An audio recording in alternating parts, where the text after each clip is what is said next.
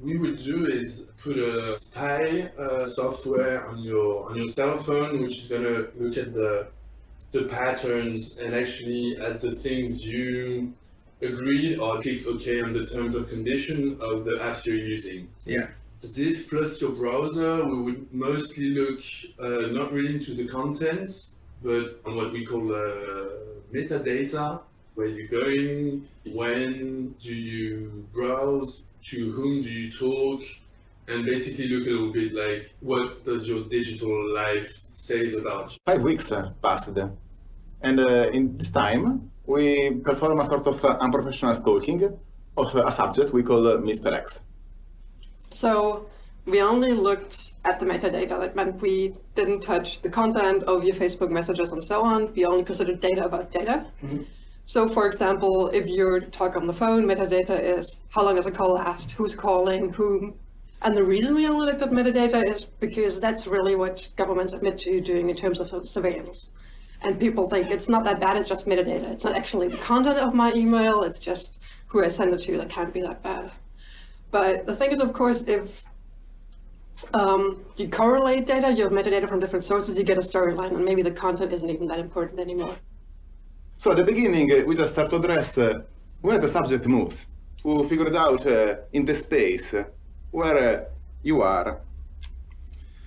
This is, for example, the first week, no? Between the 23 and 27 of March. And we see that you spend some time in Berlin and then in Hamburg. In the third week, we saw that you were basically in Berlin only, and we are seeing a different visualization. It's called a cluster, and this permits us to see which is the location where you are more often. That is necessary to understand you are living in this street, Wartstrasse, near Tempelhof. In the fourth week, we are seeing a different visualization. Most of the time you were in Berlin. Sometimes in the northeast to do sport. Sometimes when you are running around the Tempelhof airport. But most of the time you see the color, the darker color show where you were more frequently. So your place, the bar is in front of your house, and some friend of you near Gorlitzer Park. In the last week, we see in fact that you went in Leipzig again. And also you move in Luxembourg, where when we discovered that you are in fact born.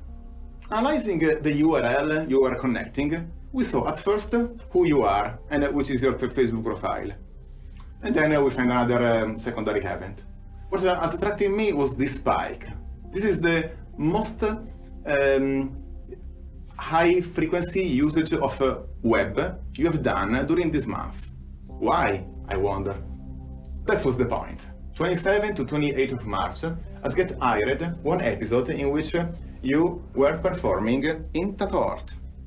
The reason of the spike of the navigation is that you were quite concerned on the critics and the reaction of the person. So mostly you are checking if everything went good, if your performance has been appreciated by the audience. A spike of Facebook message appears of persons that normally don't talk with you. So probably they were just telling, congratulations, I saw you, well done, Max.